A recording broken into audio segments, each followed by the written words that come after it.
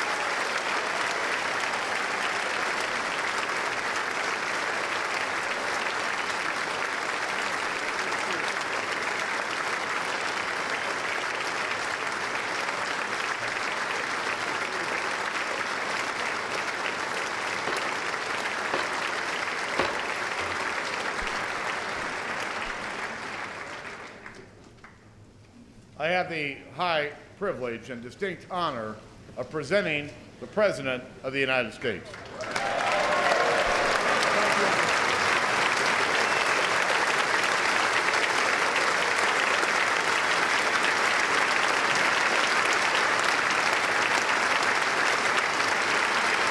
Thank you.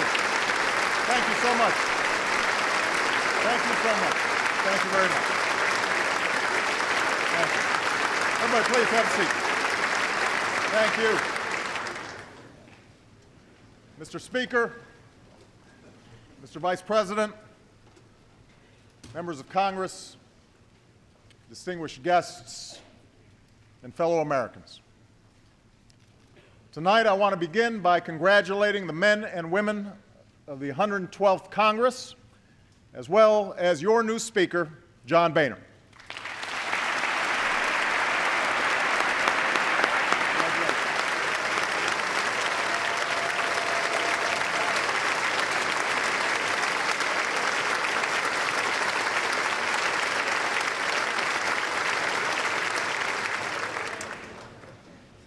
And as we mark this occasion, we're also mindful of the empty chair in this chamber, and we pray for the health of our colleague and our friend, Gabby Giffords.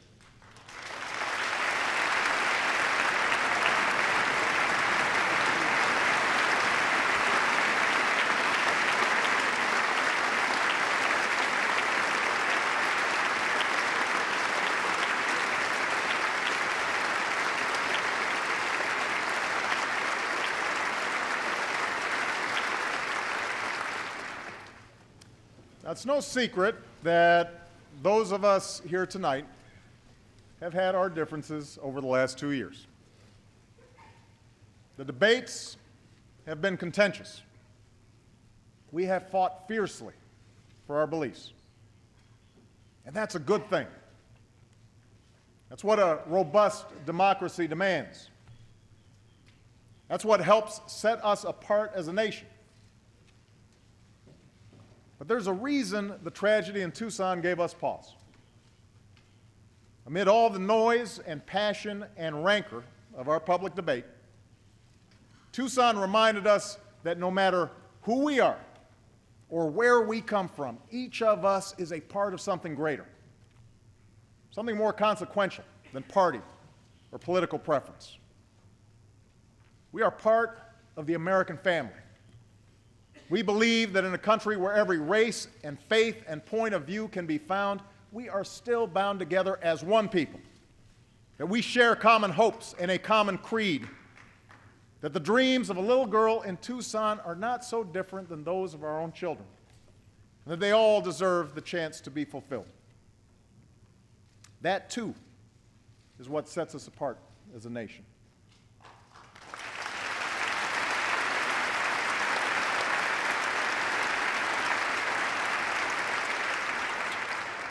Now, by itself, this simple recognition won't usher in a new era of cooperation. What comes of this moment is up to us. What comes of this moment will be determined not by whether we can sit together tonight, but whether we can work together tomorrow.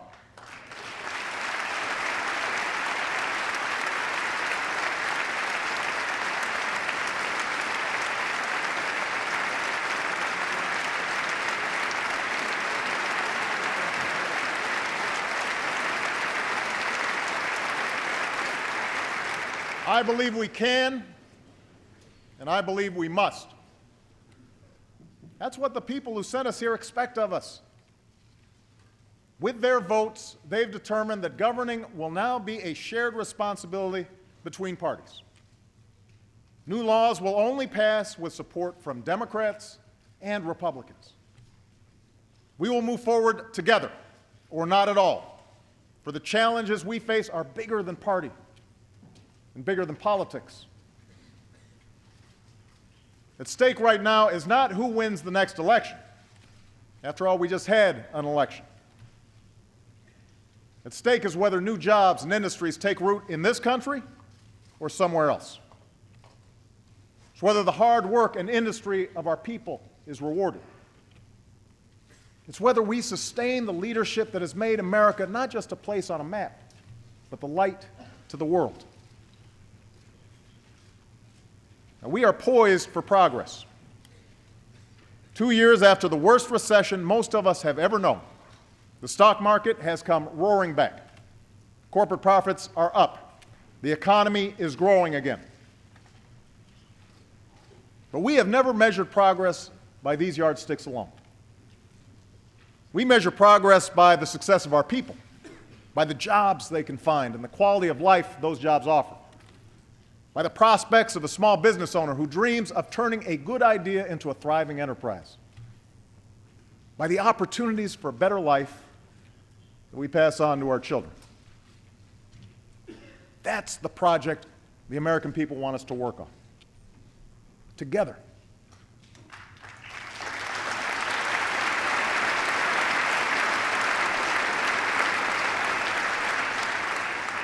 Now, we did that in December. Thanks to the tax cuts we passed, Americans' paychecks are a little bigger today. Every business can write off the full cost of new investments that they make this year. And these steps, taken by Democrats and Republicans, will grow the economy and add to the more than 1 million private sector jobs created last year. But we have to do more. These steps we've taken over the last 2 years may have broken the back of this recession.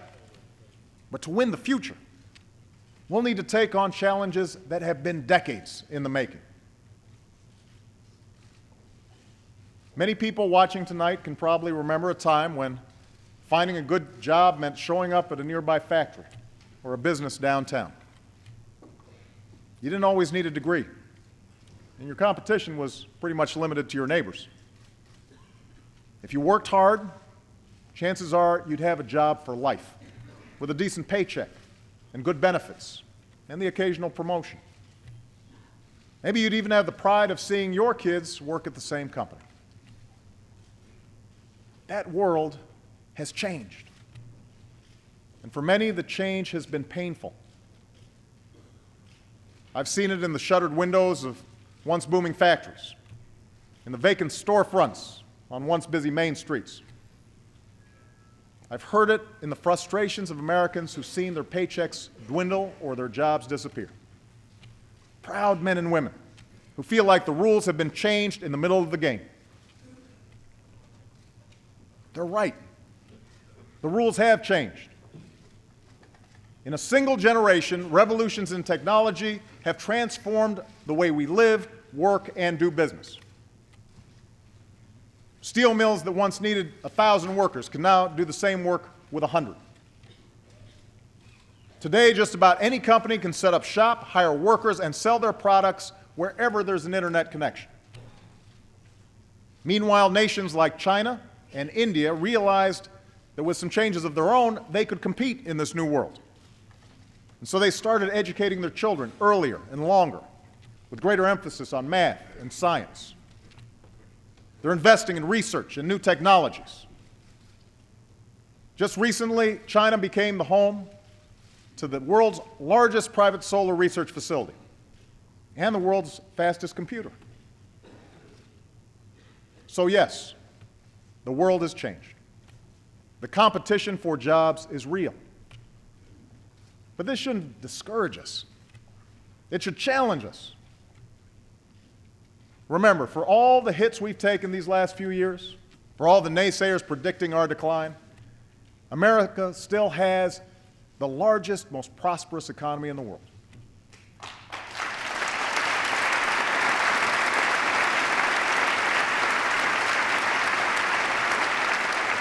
No workers are more productive than ours.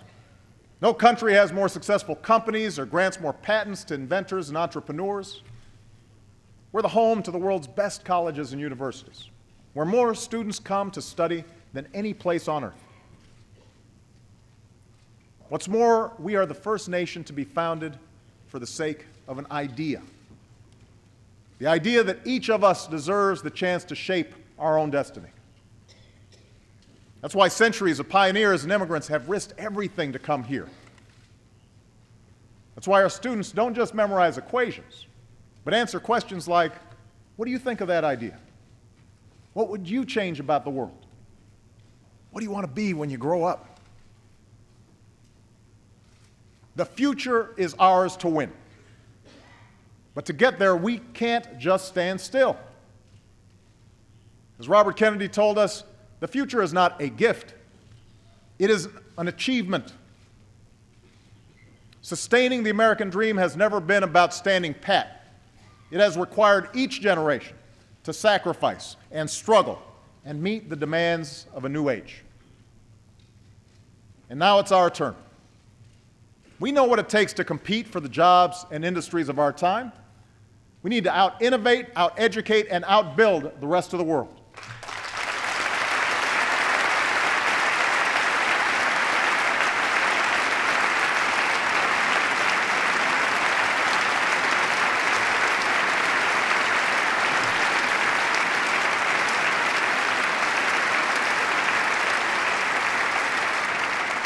We have to make America the best place on earth to do business. We need to take responsibility for our deficit and reform our government. That's how our people will prosper. That's how we'll win the future.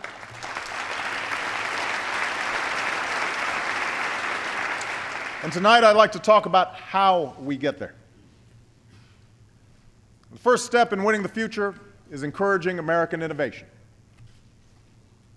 None of us can predict with certainty what the next big industry will be or where the new jobs will come from. 30 years ago, we couldn't know that something called the internet would lead to an economic revolution. What we can do, what America does better than anyone else, is spark the creativity and imagination of our people. We're the nation that put cars in driveways and computers in offices, the nation of Edison and the Wright brothers, of Google and Facebook. In America, innovation doesn't just change our lives, it is how we make our living.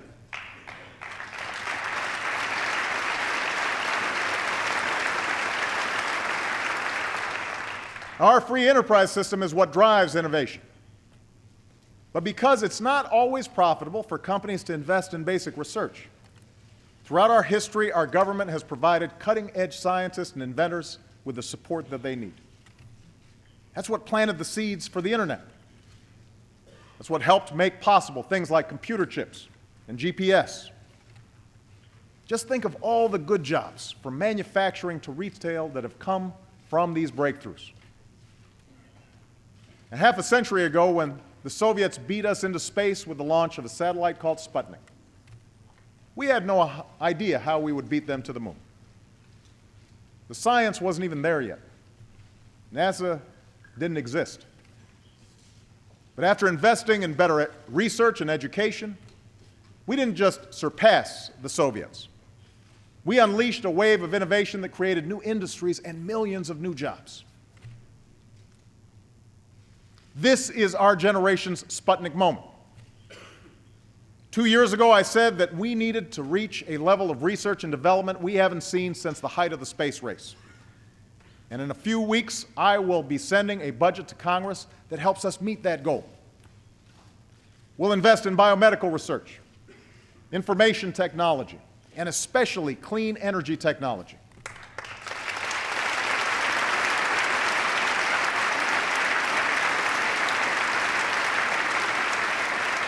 An investment that will strengthen our security, protect our planet, and create countless new jobs for our people.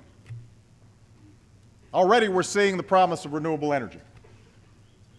Robert and Gary Allen are brothers who run a small Michigan roofing company.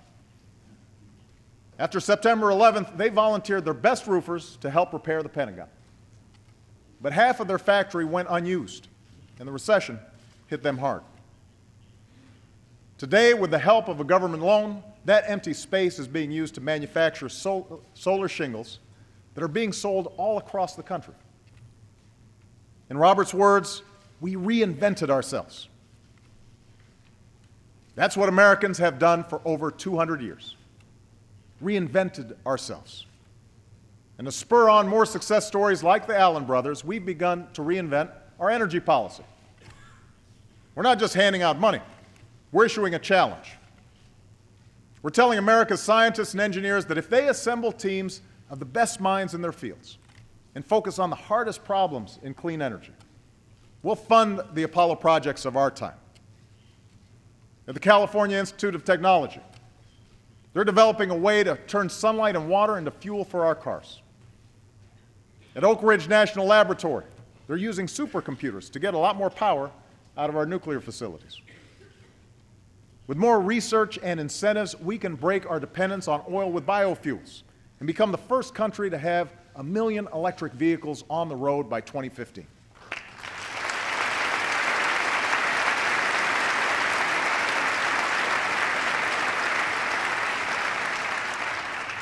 We need to get behind this innovation. And to help pay for it, I'm asking Congress to eliminate the billions in taxpayer dollars we currently give to oil companies.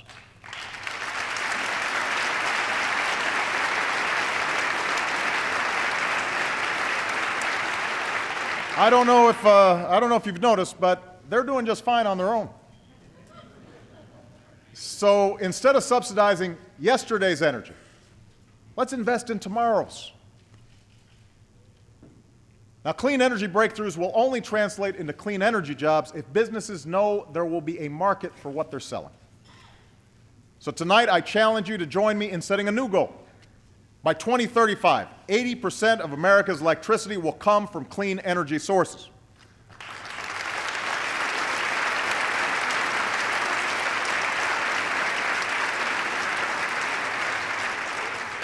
Some folks want wind and solar. Others want nuclear, clean coal, and natural gas. To meet this goal, we will need them all. And I urge Democrats and Republicans to work together to make it happen.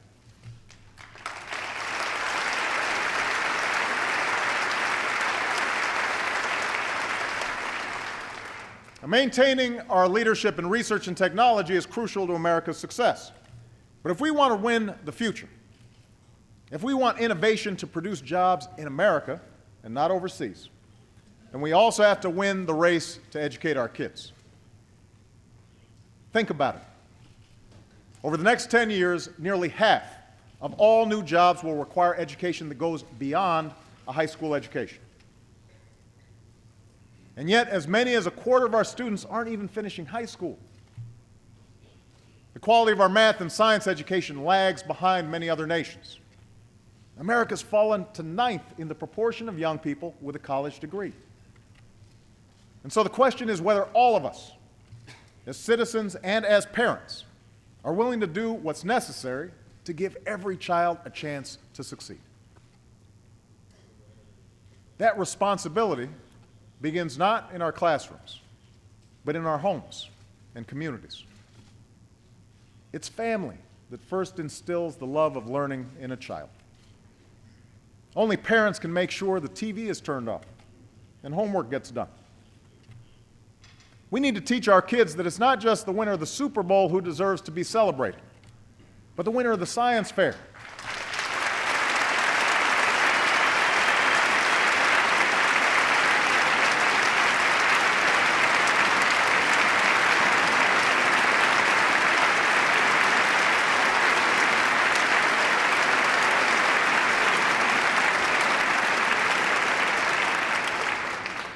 We need to teach them that success is not a function of fame or PR, but of hard work and discipline.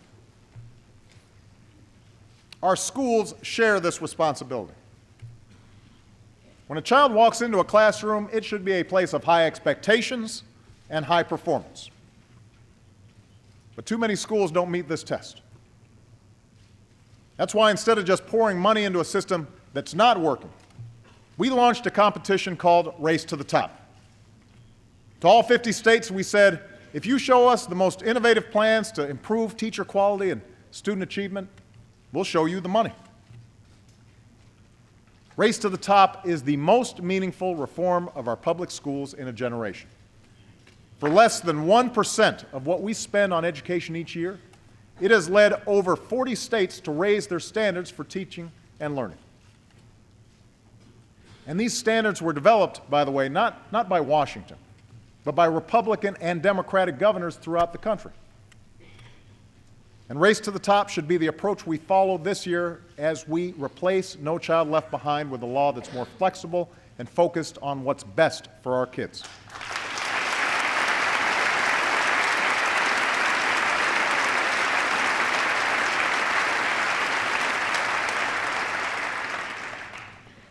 You see, we know what's possible from our children when reform isn't just a top-down mandate, but the work of local teachers and principals, school boards and communities. Take a school like Bruce Randolph in Denver. 3 years ago, it was rated one of the worst schools in Colorado, located on turf between two rival gangs. But last May, 97% of the seniors received their diploma. Most will be the first in their families to go to college. And after the first year of the school's transformation, the principal who made it possible wiped away tears when a student said, "Thank you, Miss Waters, for showing that we are smart and we can make it." That's what good schools can do. And we want good schools all across the country. Let's also remember that after parents, the biggest impact on a child's success comes from the man or woman at the front of the classroom. In South Korea, teachers are known as nation builders.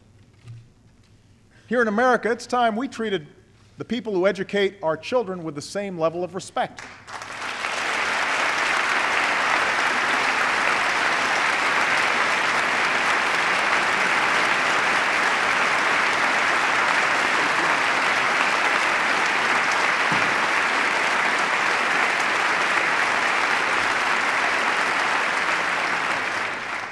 We want to reward good teachers and stop making excuses for bad ones.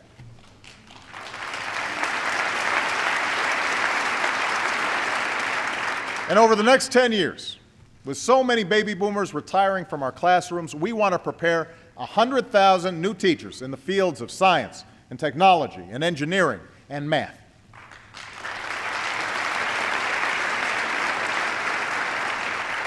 In fact, every young person listening tonight who's contemplating their career choice, if you want to make a difference in the life of our nation, if you want to make a difference in the life of a child, become a teacher. Your country needs you.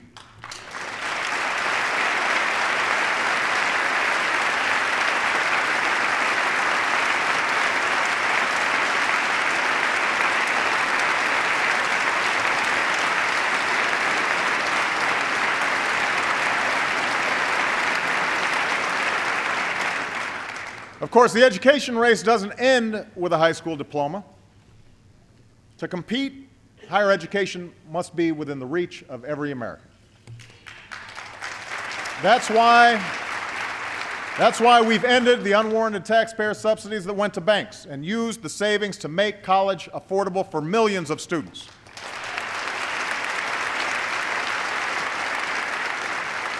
And this year, I asked Congress to go further and make permanent our tuition tax credit worth $10,000 for 4 years of college. It's the right thing to do.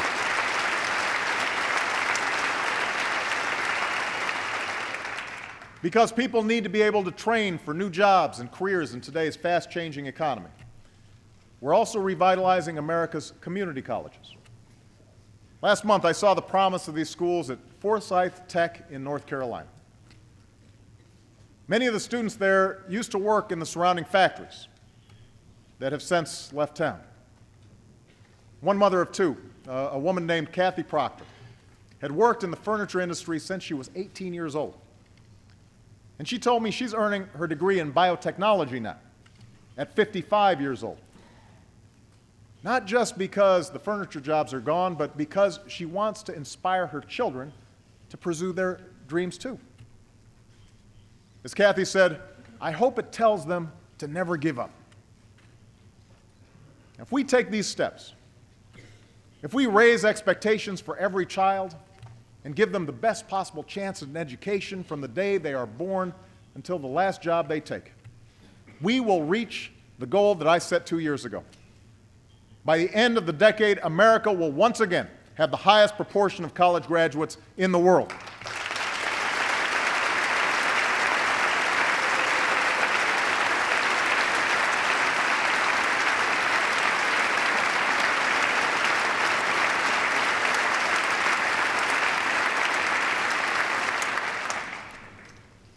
One last point about education. Today, there are hundreds of thousands of students excelling in our schools who are not American citizens. Some are the children of undocumented workers who had nothing to do with the actions of their parents. They grew up as Americans and pledge allegiance to our flag, and yet they live every day with the threat of deportation. Others come here from abroad to study in our colleges and universities, but as soon as they obtain advanced degrees, we send them back home to compete against us. It makes no sense. Now, I strongly believe that we should take on, once and for all, the issue of illegal immigration. And I am prepared to work with Republicans and Democrats to protect our borders, enforce our laws, and address the millions of undocumented workers who are now living in the shadows.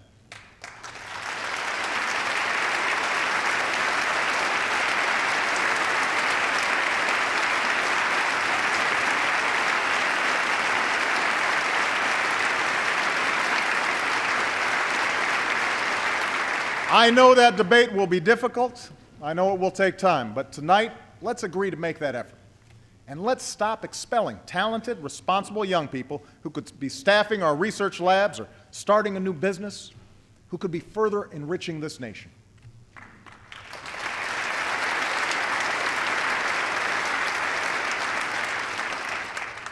The third step in winning the future is rebuilding America. To attract new businesses to our shores, we need the fastest, most reliable ways to move people, goods, and information, from high-speed rail to high-speed internet.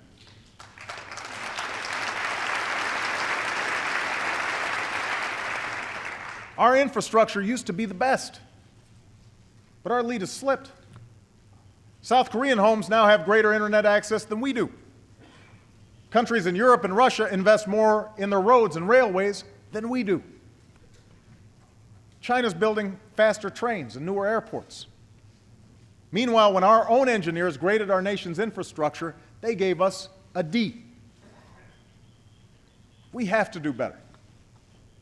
America's the nation that built the Transcontinental Railroad, brought electricity to rural communities, constructed the interstate highway system. The jobs created by these projects didn't just come from laying down track or pavement. They came from businesses that opened near a town's new train station or the new off-ramp. So over the last 2 years, we've begun rebuilding for the 21st century, a project that has meant thousands of good jobs for the hard-hit construction industry. And tonight, I'm proposing that we redouble those efforts.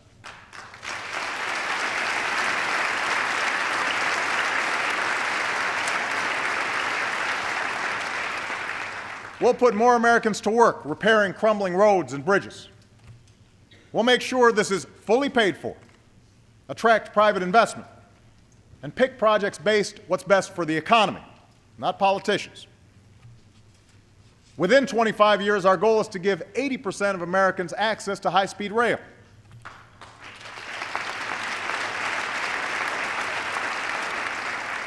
This could allow you to go places in half the time it takes to travel by car. For some trips, it'll be faster than flying, without the pat-down.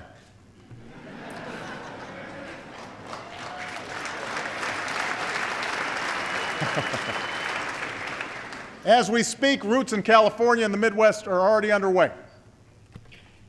Within the next 5 years, we'll make it possible for businesses to deploy the next generation of high-speed wireless coverage to 98% of all Americans. This isn't about faster internet or fewer dropped calls. It's about connecting every part of America to the digital age. It's about a rural community in Iowa or Alabama where farmers and small business owners will be able to sell their products all over the world. It's about a firefighter who can download the design of a burning building onto a handheld device, a student who can take classes with a digital textbook, or a patient who can have face-to-face video chats with her doctor. All these investments in innovation, education, and infrastructure will make America a better place to do business and create jobs. But to help our companies compete, we also have to knock down barriers that stand in the way of their success. For example, over the years, a parade of lobbyists has rigged the tax code to benefit particular companies and industries.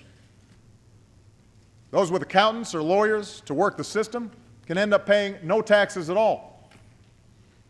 But all the rest are hit with one of the highest corporate tax rates in the world.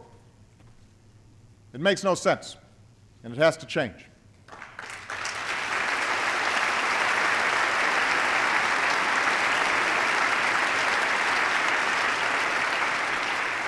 So tonight I'm asking Democrats and Republicans to simplify the system, get rid of the loopholes, level the playing field, and use the savings to lower the corporate tax rate for the first time in 25 years without adding to our deficit.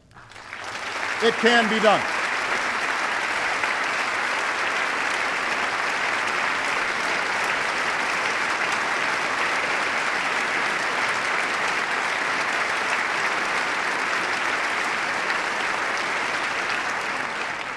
To help businesses sell more products abroad, we set a goal of doubling our exports by 2014.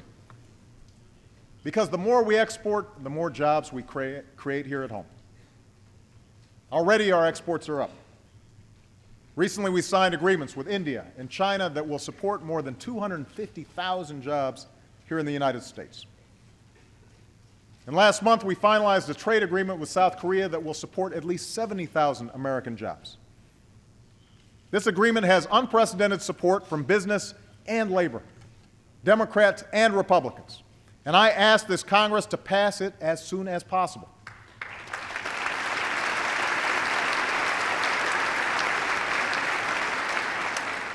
Now, before I took office, I made it clear that we would enforce our trade agreements and that I would only sign deals that keep faith with American workers and promote American jobs. That's what we did with Korea. And that's what I intend to do as we pursue agreements with Panama and Colombia and continue our Asia-Pacific and global trade talks.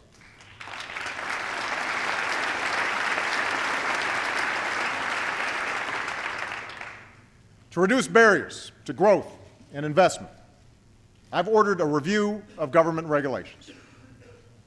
When we find rules that put an unnecessary burden on businesses, we will fix them.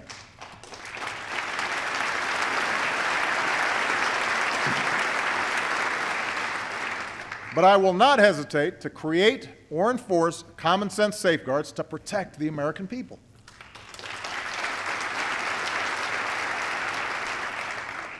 That's what we've done in this country for more than a century. It's why our food is safe to eat, our water is safe to drink, and our air is safe to breathe. It's why we have speed limits and child labor laws. It's why last year we put in place consumer protections against hidden fees and penalties by credit card companies, and new rules to prevent another financial crisis. And it's why we passed reform that finally prevents the health insurance industry from exploiting patients.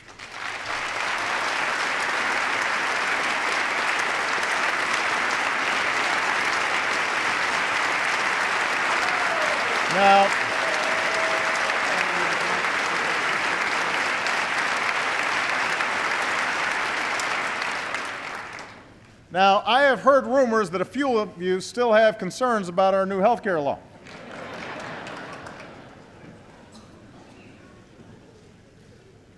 So let me be the first to say that anything can be improved. If you have ideas about how to improve this law by making care better or more affordable, I am eager to work with you. We can start right now by correcting a flaw in the legislation that has placed an unnecessary bookkeeping burden on small businesses.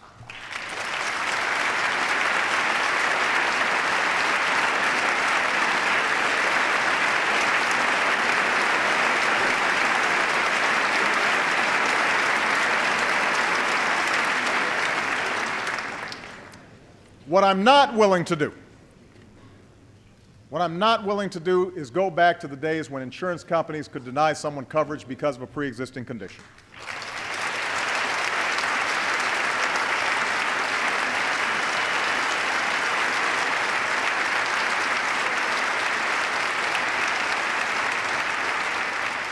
I'm not willing to tell James Howard, a brain cancer patient from Texas, that his treatment might not be covered.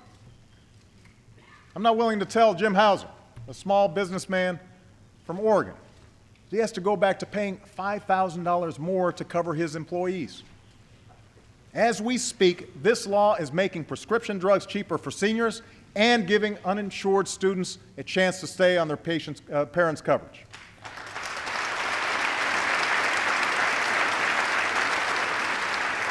So I say to this chamber tonight, instead of refighting the battles of the last 2 years, let's fix what needs fixing and let's move forward.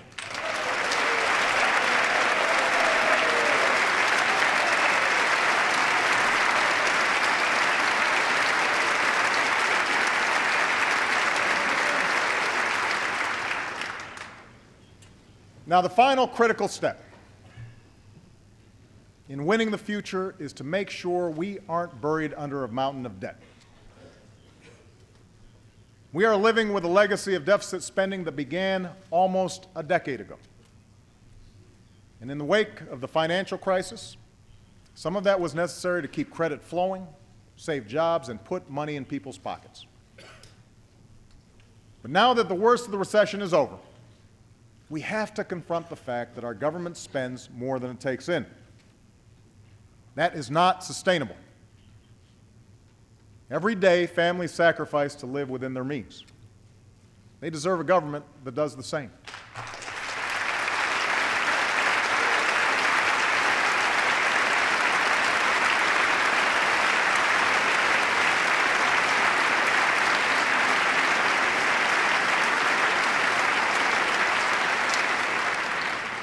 So tonight, I am proposing that starting this year, we freeze annual domestic spending for the next 5 years. Now, this would reduce the deficit by more than $400 billion over the next decade and will bring discretionary spending to the lowest share of our economy since Dwight Eisenhower was president. This freeze will require painful cuts. Already, we've frozen the salaries of hard-working federal employees for the next 2 years. I propose cuts to things I care deeply about, like community action programs. The Secretary of Defense has also agreed to cut tens of billions of dollars in spending that he and his generals believe our military can do without. Now, I recognize that some in this chamber have already proposed deeper cuts. And I'm willing to eliminate whatever we can honestly afford to do without. But let's make sure that we're not doing it on the backs of our most vulnerable citizens.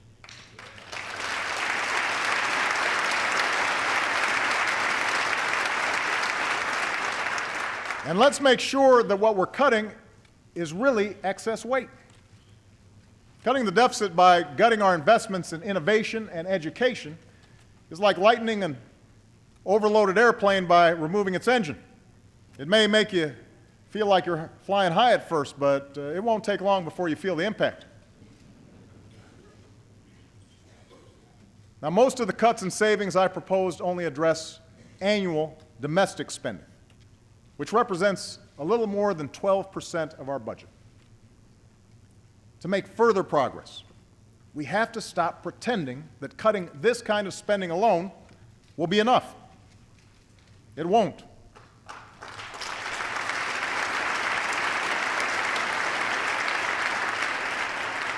The bipartisan fiscal commission I created last year made this crystal clear. I don't agree with all their proposals, but they made important progress. And their conclusion is that the only way to tackle our deficit is to cut excessive spending wherever we find it. In domestic spending, defense spending, health care spending, and spending through tax breaks and loopholes.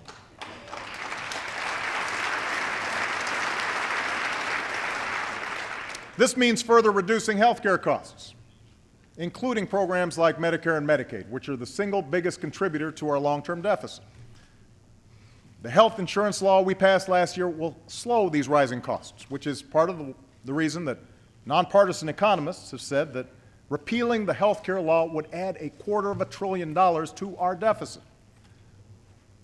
Still, I'm willing to look at other ideas to bring down costs, including one that Republicans suggested last year: medical malpractice reform to rein in frivolous lawsuits.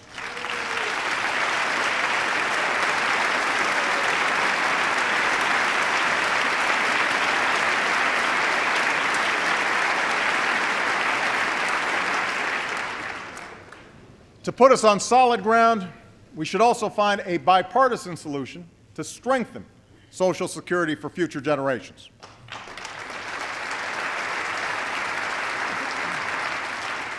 We must do it without putting at risk current retirees, the most vulnerable, or people with disabilities, without slashing benefits for future generations, and without subjecting Americans' guaranteed retirement income to the whims of the stock market.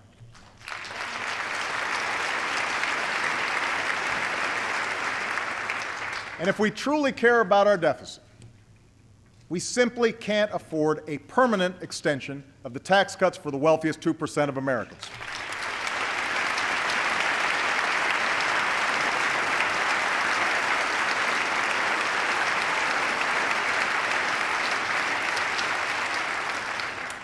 Before we take money away from our schools or scholarships away from our students, we should ask millionaires to give up their tax break. It's not a matter of punishing their success. It's about promoting America's success.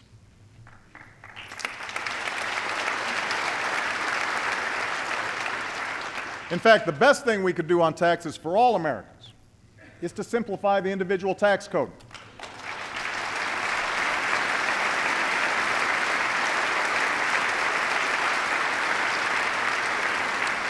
This will be a tough job, but members of both parties have expressed an interest in doing this, and I am prepared to join them.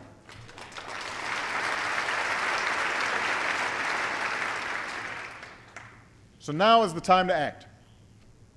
Now is the time for both sides and both houses of Congress, Democrats and Republicans, to forge a principled compromise that gets the job done. If we make the hard choices now to rein in our deficits, we can make the investments we need to win the future. Let me take this one step further. We shouldn't just give our people a government that's more affordable. We should give them a government that's more competent and more efficient. We can't win the future with a government of the past. We live and do business in the information age. But the last major reorganization of the government happened in the age of black and white TV. There are 12 different agencies that deal with exports. There are at least 5 different agencies that deal with housing policy. Then there's my favorite example. The Interior Department is in charge of salmon while they're in freshwater, but the Commerce Department handles them when they're in saltwater. I hear it gets even more complicated once they're smoked.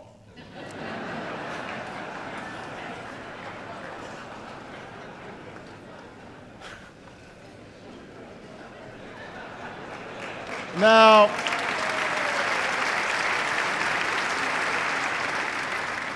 we've made great strides over the last 2 years in using technology and getting rid of waste. Veterans can now download their electronic medical records with a click of the mouse. We're selling acres of federal office space that hasn't been used in years, and we'll cut through red tape to get rid of more.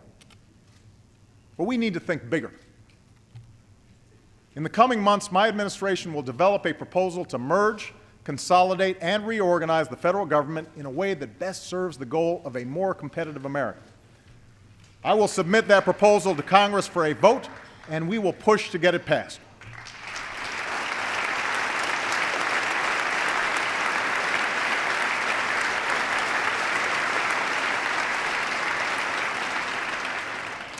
In the coming year, we'll also work to rebuild people's faith in the institution of government. Because you deserve to know exactly how and where your tax dollars are being spent, you'll be able to go to a website and get that information for the very first time in history. Because you deserve to know when your elected officials are meeting with lobbyists. I asked Congress to do what the White House has already done. Put that information online. And because the American people deserve to know that special interests aren't larding up legislation with pet projects, both parties in Congress should know this. If a bill comes to my desk with earmarks inside, I will veto it. I will veto it.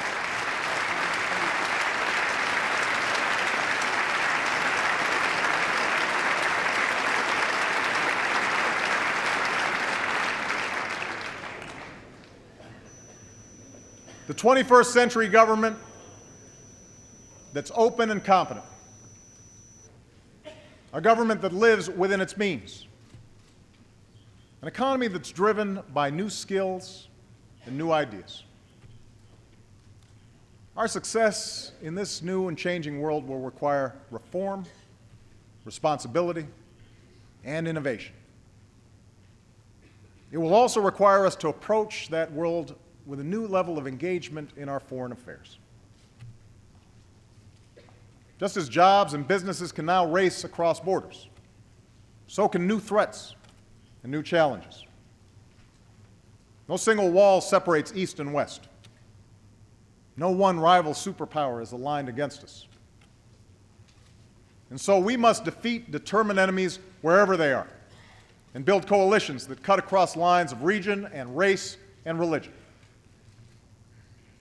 And America's moral example must always shine for all who yearn for freedom and justice and dignity.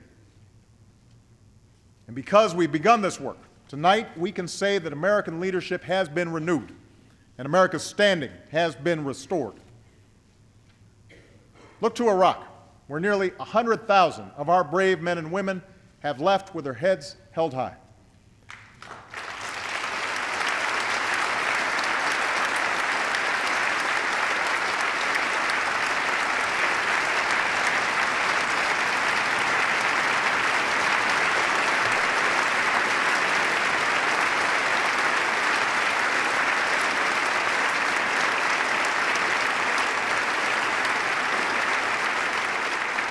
American combat patrols have ended.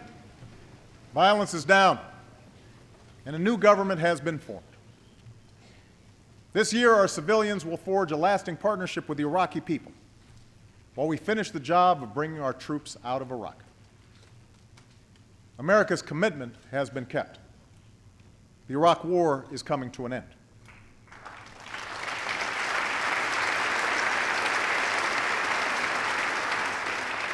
Of course, as we speak, al-Qaeda and their affiliates continue to plan attacks against us.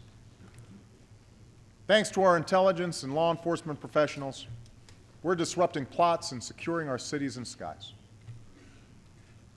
And as extremists try to inspire acts of violence within our borders, we are responding with the strength of our communities, with respect for the rule of law, and with the conviction that American Muslims are a part of our American family.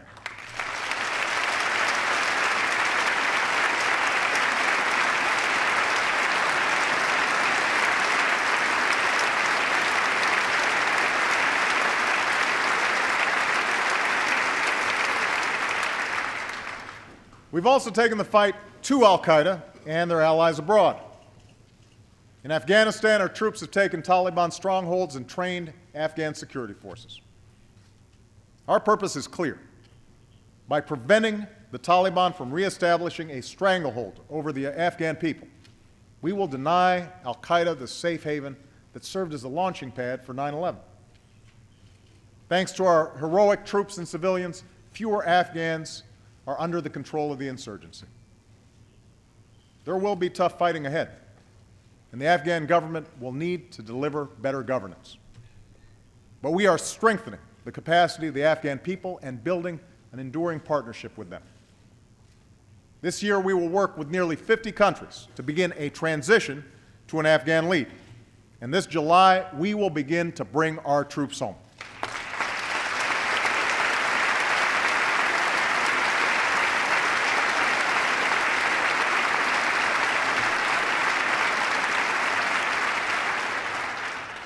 In Pakistan, al-Qaeda's leadership is under more pressure than at any point since 2001. Their leaders and operatives are being removed from the battlefield. Their safe havens are shrinking. And we've sent a message from the Afghan border to the Arabian Peninsula to all parts of the globe. We will not relent, we will not waver, and we will defeat you.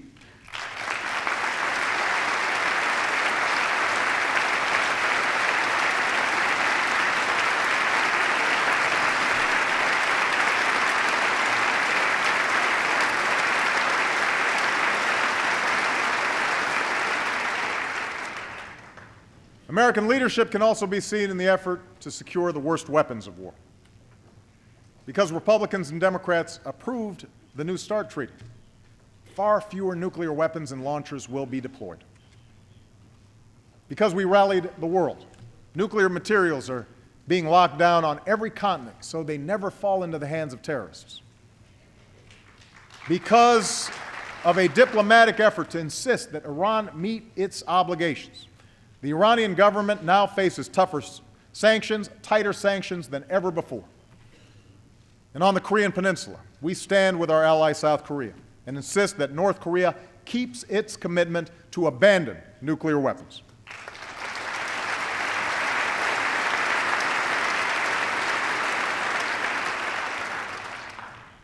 This is just a part of how we're shaping a world that favors peace and prosperity. With our European allies, we revitalized NATO and increased our cooperation on everything from counterterrorism to missile defense. We've reset our relationship with Russia, strengthened Asian alliances, built new partnerships with nations like India. This March, I will travel to Brazil, Chile, and El Salvador to forge new alliances across the Americas. Around the globe, we're standing with those who take responsibility, helping farmers grow more food, supporting doctors who care for the sick, and combating the corruption that can rot a society and rob people of opportunity.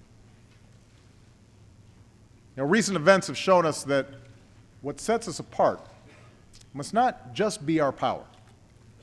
It must also be the purpose behind it. In South Sudan, with our assistance, the people were finally able to vote for independence after years of war. Thousands lined up before dawn. People danced in the streets. One man who lost 4 of his brothers at war summed up the scene around him. "This was a battlefield for most of my life," he said. "Now we want to be free."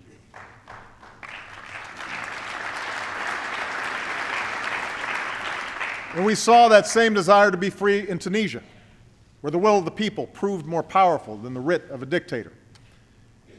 And tonight, let us be clear. The United States of America stands with the people of Tunisia and supports the democratic aspirations of all people.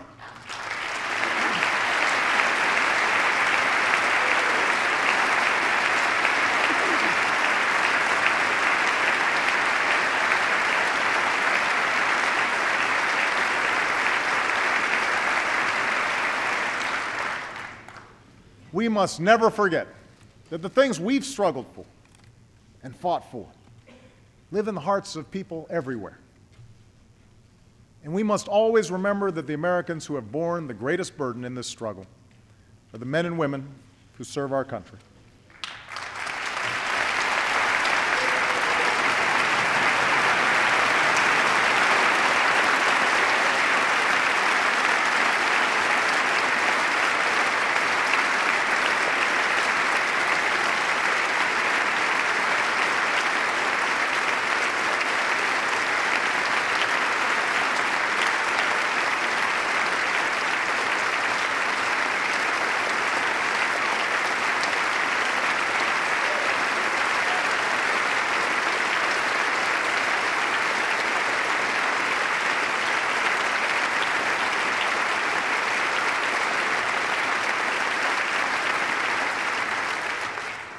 Tonight, let us speak with one voice in reaffirming that our nation is united in support of our troops and their families.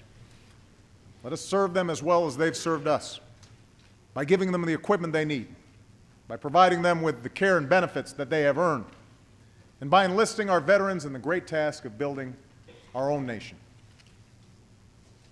Our troops come from every corner of this country.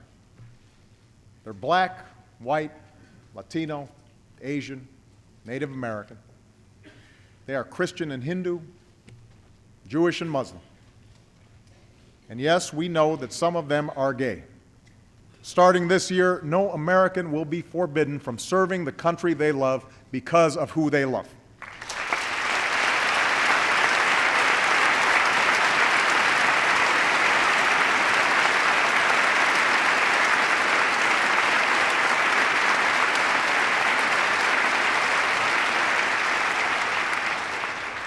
And with that change, I call on all our college campuses to open their doors to our military recruiters and ROTC. It is time to leave behind the divisive battles of the past. It is time to move forward as one nation.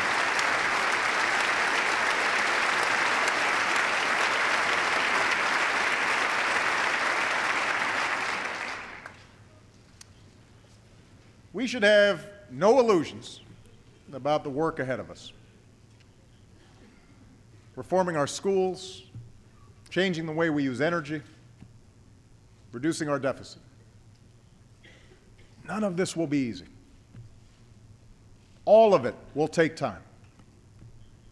And it will be harder because we will argue about everything. The costs, the details, the letter of every law. Of course, some countries don't have this problem. If the central government wants a railroad, they build a railroad, no matter how many homes get bulldozed. If they don't want a bad story in the newspaper, it doesn't get written. And yet, as contentious and frustrating and messy as our democracy can sometimes be, I know there isn't a person here who would trade places with any other nation on earth.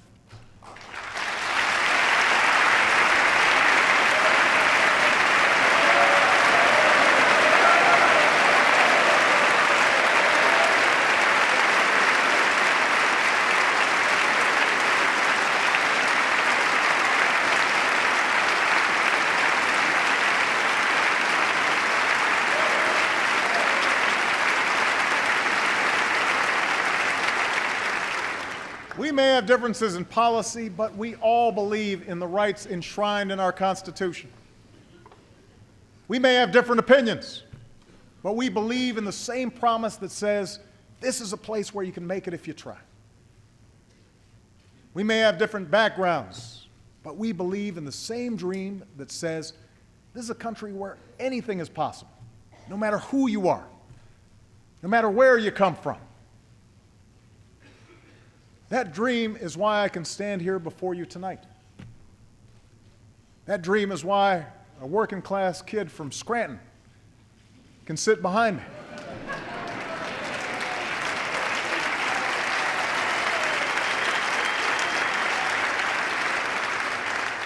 That dream is why someone who began by sweeping the floors of his father's Cincinnati bar can preside as Speaker of the House in the greatest nation on earth.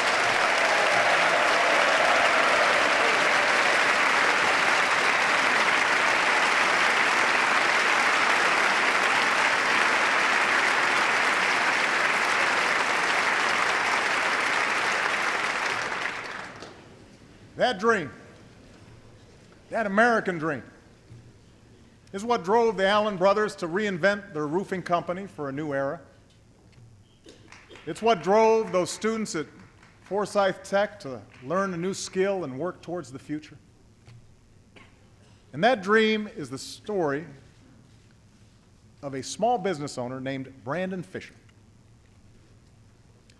Brandon started a company in Berlin, Pennsylvania, that specializes in a new kind of drilling technology.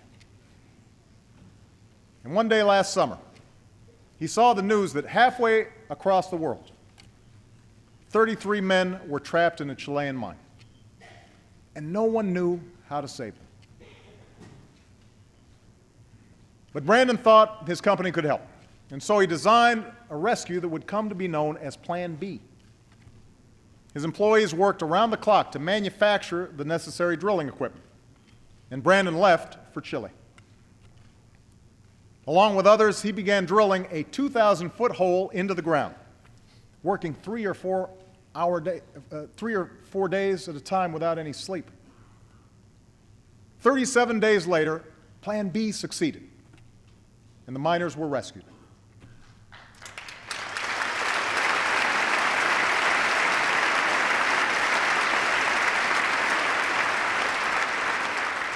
But because he didn't want all the attention, Brandon wasn't there when the miners emerged. He'd already gone back home, back to work on his next project. And later, one of his employees said of the rescue, "We proved that Center Rock is a little company, but we do big things."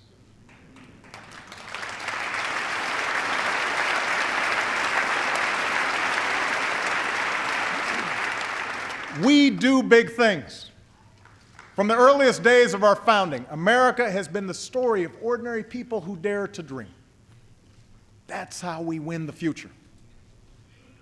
We're a nation that says, I might not have a lot of money, but I have this great idea for a new company. I might not come from a family of college graduates, but I will be the first to get my degree. I might not know those people in trouble, but I think I can help them, and I need to try. I'm not sure how we'll reach that better place beyond the horizon, but I know we'll get there. I know we will. We do big things. The idea of America endures. Our destiny remains our choice. And tonight, more than 2 centuries later, it's because of our people that our future is hopeful, our journey goes forward, and the state of our union is strong. Thank you. God bless you. And may God bless the United States of America.